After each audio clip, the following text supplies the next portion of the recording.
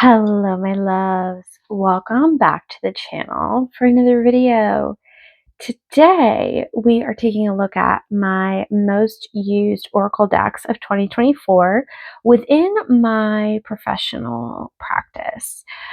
I find often that the decks that I use for clients and the decks I use most for myself have some overlap, but they do differ, particularly because of the way that I read for others and then myself. So I think it's really interesting to, for the first time for this year, look at these two groups and share more of the decks that I use in my professional tarot and oracle readings, in my work as an Akashic priestess and reader, as a spiritual leader and mentor, all of those things. And card work is just a huge part of what I do. So why not share them with you? And who doesn't love a good deck list and thoughts? So pull up a chair. It's going to be a doozy. I am in my new home, still getting used to the lighting, and it's early morning, so the sun's like coming in. So I'm going to do my best to avoid any like glaring shadows, but just enjoy the sun codes as it moves through and does its thing. So let's talk about, I guess we'll just go from top down. So this first deck is the Angels and Ancestors Oracle. We're already having those beautiful sun shadows. The Angels and Ancestors Oracle by Kyle Gray. This is a deck that I have a love-hate relationship with personally, but in my professional work, you can see all the leaves and shadows of the plant. The sun will move quite quickly, so that will change as the video goes on. I apologize, but this deck, it feels very fitting for this because this deck really connects you to the ancestral guides, the guides of the land, the kind of older archetypal earthly energies. This is like, if it's not quite an underworld deck, but it's also not a middle world or an upper world deck. It's kind of just like liminal. You have different guardians and spirits. You have the seasons. You have some more traditional indigenous archetypes. And I just really enjoy using this for clients, especially when I'm doing messages, like I said, from the ancestors or that have to do more with the land. Sometimes I'll use this after an Akashic record reading to really ground in the messages. But this is really not one of those decks that I use for clarification. It's not one that I use particularly for themes. It really is more of a messages. Hence the hence the Angels and Ancestors name. It really does work well for that, and especially when you are looking to connect with these spirits in a new way and really begin to blur the lines between your human experience and this more like ancient earthly multi-dimensional experience. This one is really, really great for that. And I do find that the ancestors love to speak through this one, especially if I'm pairing it with a tarot deck. They work really nicely together. So this is the first deck on the professional deck list for 2024, the Angels and Ancestors Oracle. And I want to clarify this.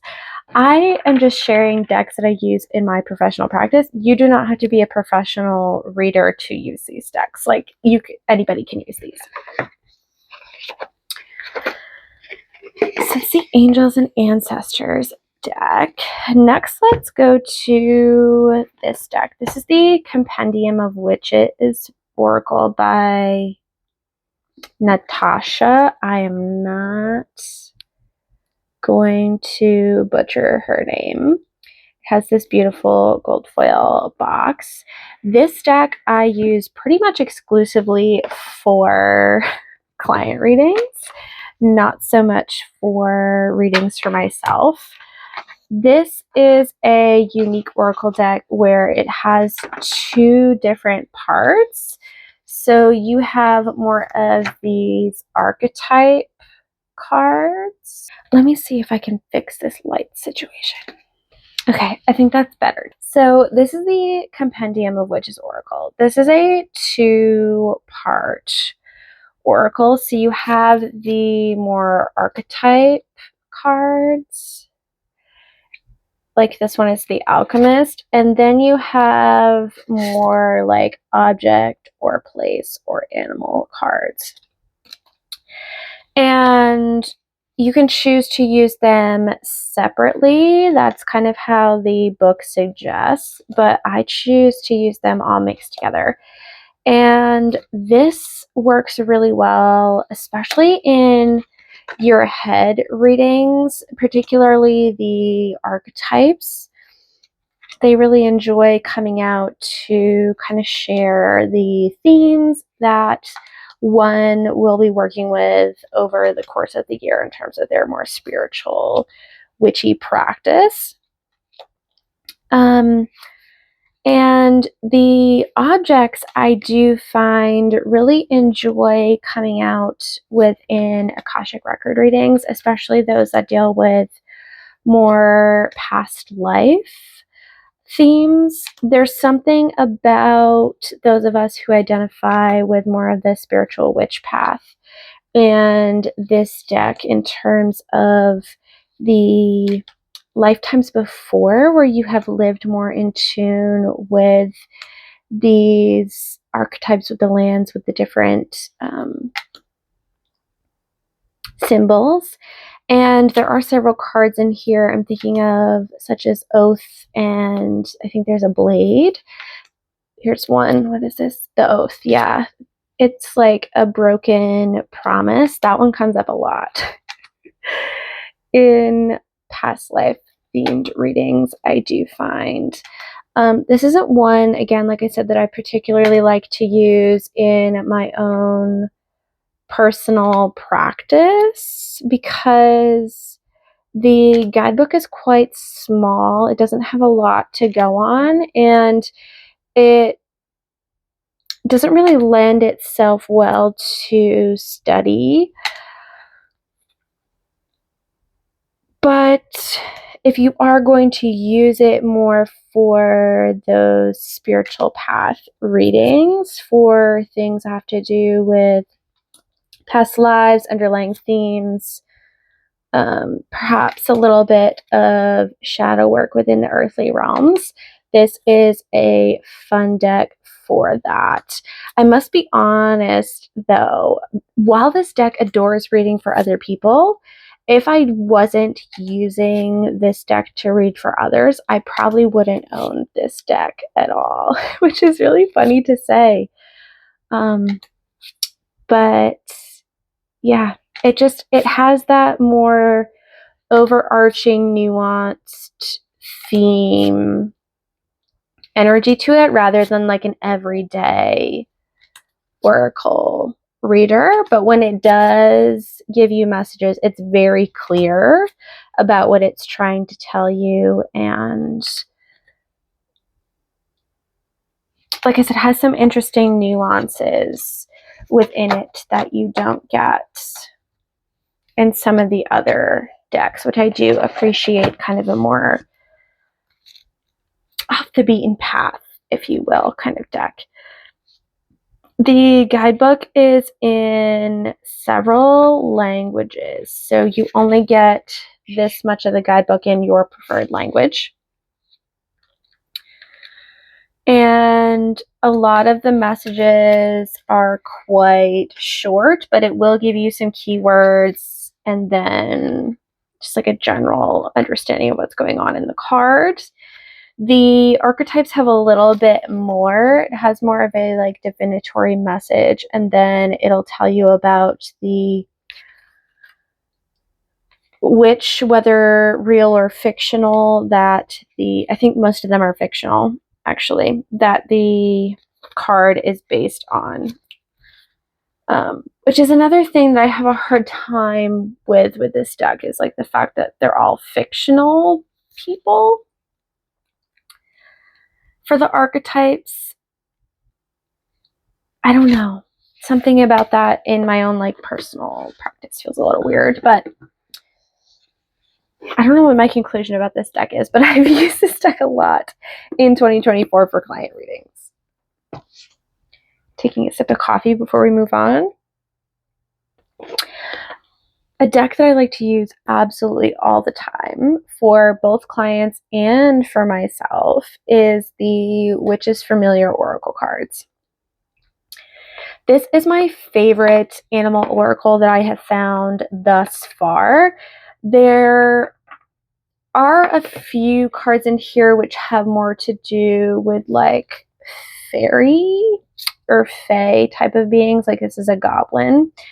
And the images aren't like the best artwork in the world, but I still really like these. So these are the backs. It has these beautiful holographic edges,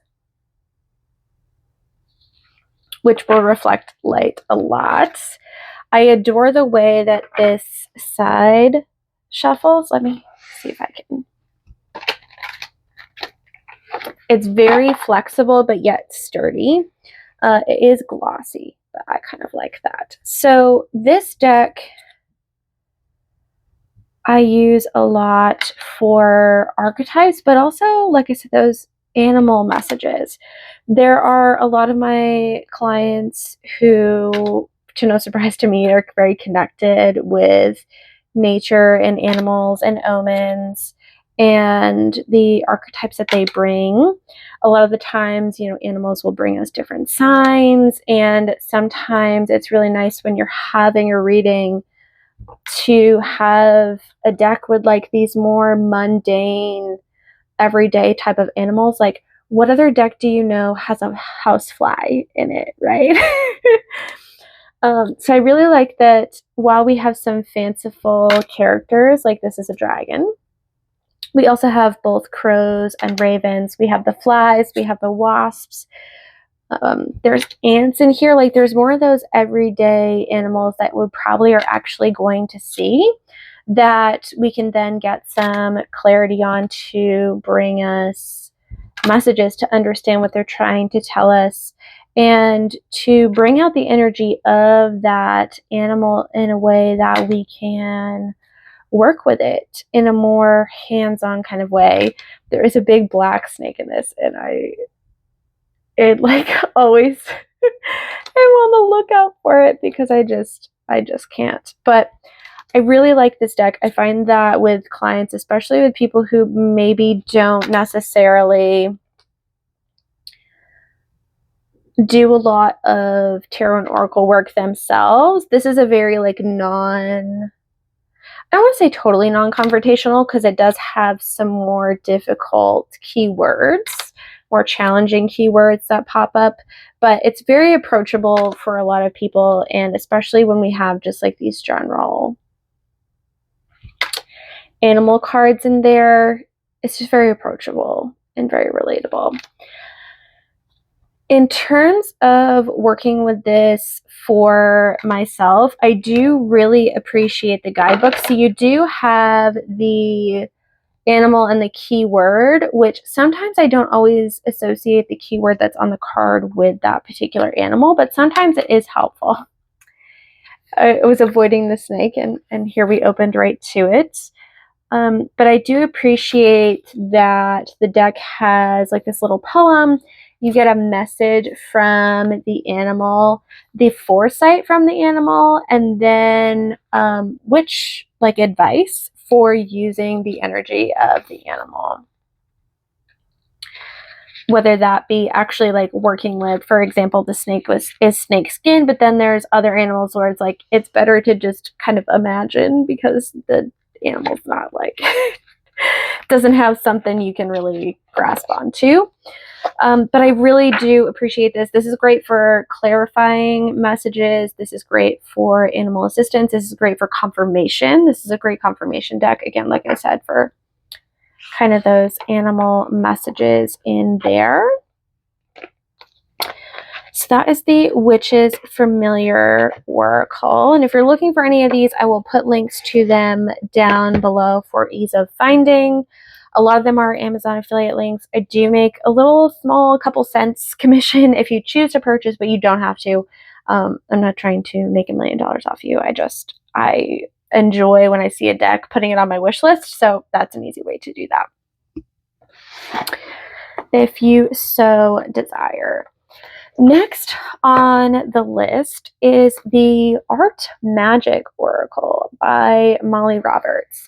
Now, I like to use this deck in client readings, even if it's not particularly someone who is creatively inclined, although many of my clients are. For instance, it says riding lunar waves. So how I use this deck in my professional work is I like to use this as a practical, like magical action that my clients can take when working with it. Sometimes we get those heavier messages that are telling us to do something or to work on something, and you're like, okay, that's great, but like, can I have like an actual like task or something like that I can do that will really connect me with that? And I find that this particular deck is really good for that. It's very connected to the elements, which I like. So there's an elemental card for earth, air, fire, water, and ether in here. And you'll notice there's like different colored backgrounds. Each one is very unique. So each particular color is attached to its respective element, and then the message on it is connected to that as well. This is one of those decks that's at its face value, like at its generalization, I wouldn't like this type of deck. I'm not a big person who likes prompt decks or affirmation decks or anything like that. But the way that Molly Roberts put this deck together, and if you don't know who Molly Roberts is, she has a fantastic YouTube channel. She has a Patreon. She has this deck and art books out. I will leave her YouTube link below so you can check out all her things. But the way that she put this together, you can use it as prompts. However, you can also use it in a divinatory manner. You do have the initial title or theme of the card, and then you have on it this description, but the description is about whatever the theme is, and if you read between the lines, you can really easily get a divinatory message from it. And because it is kind of a prompt, it's not telling you what to do, but it gives you like ideas of what to do, which makes it really helpful when you're looking for some type of specific action that you can actually take. So I really like using this in client readings just to give my clients something to walk away from the reading with, where it's like practically you can do this, work with the energy in this way, or perhaps even making hands-on magical working if they are so magically inclined. And it's just a really beautiful way to provide them with practical advice, especially since a lot of my readings focus more on like energetic vibes, archetypes, how they're experiencing the energy of the moment, the larger goal of like what they're working through. This really grounds all of that more like big picture energy that I share with them into like, here's what you can like actually do. So there's the Magick Oracle by Molly Roberts. Next, we're going to go on to a deck that really surprised me, that came up a lot this year. And this is the Seasons of the Witch Yule Oracle. This is going to be on both my professional and personal list. Here are the backings. I enjoy, as always, as most of us do, that gorgeous green gilding. This deck I'm going to share more of my personal thoughts and feelings on this deck probably in my personal deck list. So I want to keep this more focused on how this is used in client readings. But there's something about this deck that really speaks to that personal liminal time of transition, not so much in the death shedding cycle, but in that liminal time where we're starting to decide what it is that we really want and begin to think about emerging as something new. There's something about the energy of this deck that just brings a lot of things together. It has more of a slow unfolding pace to it, and I find that the messages, while some are of course very skewed to the Yule and winter season, there's something really beneficial about the internal winter season and using this deck with that.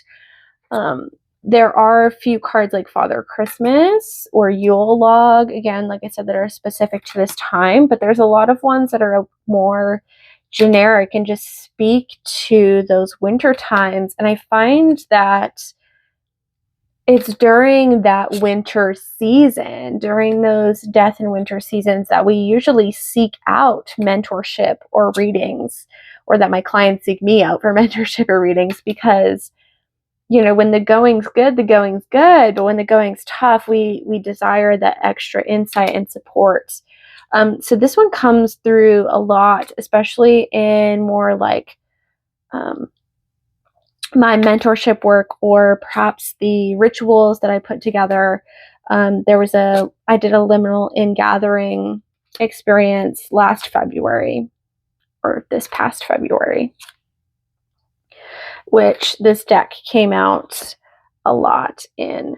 So I really do like this older style of the Seasons of the Witch. I don't have a lot of these, but I do like that this older style has more of those poetic things on the bottom. It really gives me something to read to the client, to chew on with them.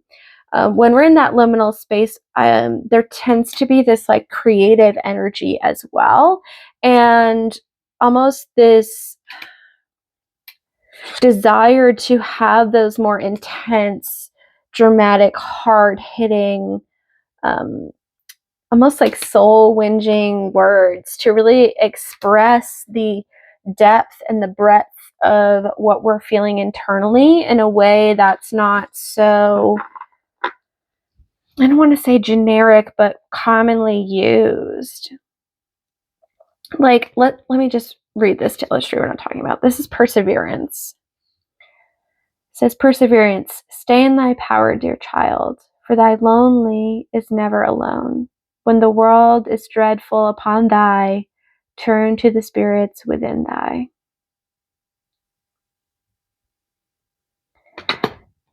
And it's just like, yes, it's saying basically like, you're never alone. We're here for you. Turn to your internal world and that support from the other world that you know that you have. But because it's using words that we don't usually use in traditional speak, and it's so poetic in nature, it just turns on this different part of the human experience and the human brain and gets us thinking in a more, I think, shadow-oriented way, where we're really using the subconscious to pull forth the depth of the meaning and the felt meaning of the message. I don't really use the guidebook for this one, so I'm not going to go into that, but this is the Seasons of the Witch Yule Oracle. I'm going to pause so I can get a drink, and we will continue with our last few decks. All right, moving right along, we have the Wild Unknown Archetypes Oracle by Kim Krans. I feel like I'm saving the best deck for last, so I hope you've made it this far and are still tuning in, because literally saved my most used deck for last. But anyway, this Archetypes deck, I feel like, really gains popularity again, I guess, in the online tarot sphere this year. I think it was because the Didn't the pocket edition come out or something? But I really enjoy using this deck, especially for, again, for more mentorship work, especially when we're looking at death and rebirth cycles of like, I get chills, death and rebirth cycles and dark nights of the soul, past life healings, things like that, because it really digs into these different archetypes, but also these different like transient places. Like this is the unseen. Sorry, I almost dropped the card there. Hopefully that wasn't super loud on the mic. We have the fault line. We have things like the warrior and the poet and the shapeshifter. There's also more of like the tools. So we have like a sword. There's that temple place. There's a couple of cards here that I always have to look up because I can't remember what they are. But this is a really, really, really great deck. This is a deck that I use a lot in your head readings as well, because again, it's an archetypes deck, right? It's self-explanatory, but I appreciate that these archetypes that it touches upon aren't just archetypes of the self, but it, like I said, it's also those transient places, which makes it really great for psychic work and development work, but also more like my Akashic priestess work with past lives and things, because it does have those other themes within it. I also do enjoy using this in my personal practice for the same reasons. But this isn't like an everyday deck. Like I'm not using this for clarifying. I'm not using this for like an everyday, what do I need to know today type of reading. This is more for those larger themed readings, and just reassurance, honestly, of like your soul path, of like either you're starborn or like shit's going down with the storm, or you're the hermit in the mountain, or you're bridging. Like is a really, really great deck. I can't speak to the pocket edition, but I don't feel that I would want the pocket edition. I know that's very popular amongst professional readers, especially because of the size. However, to me, the visual and being able to see all of the visual very clearly is more important to me than having more space on the table. So I don't think I'll be, side note, I don't think I'll be purchasing the pocket edition. I'd rather have the large edition. And since, hint, if you are in the market for this deck and you have not gotten it, because the pocket edition is so popular now, I've noticed for the past several months on Amazon, this deck is down from $40 to like $15, which is crazy. That's way less than I paid for it. So if you're looking for a Christmas present for yourself or a New Year's present for yourself, and you have had your eye on this deck, I'll leave it linked down below because now might be the time to get this. So I won't go through all of it. There's still more. There's like a million cards in this deck. But that is the Kim Krans Archetype Oracle. Highly recommend it for all kinds of readings.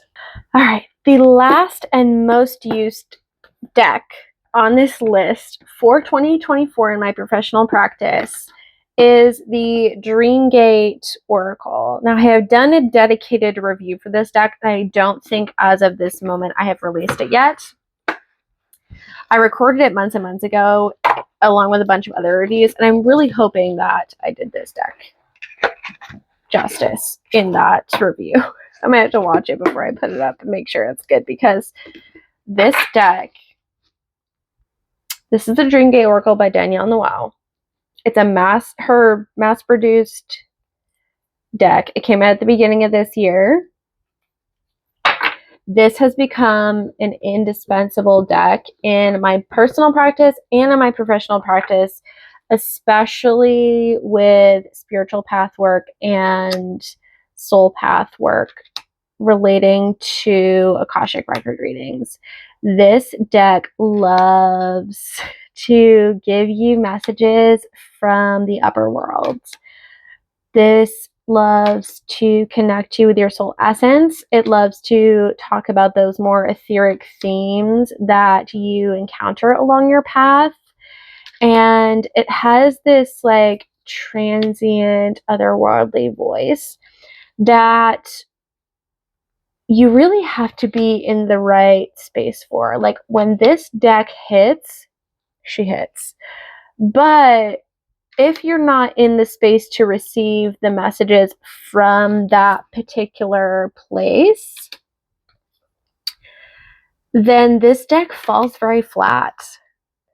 It's one of those decks that I feel is so connected to the Akashic realm that if you're trying to get a message that's connected to the middle world or to yourself that doesn't have those deep underlyings with it, then it's very, very difficult.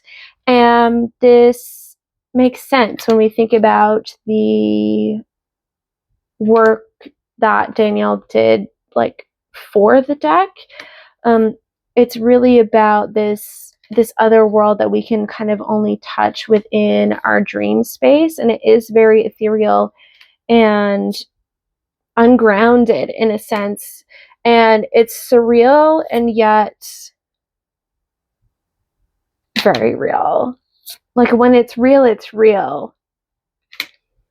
So I find that this deck comes out to give final messages for my clients after Akashic record readings.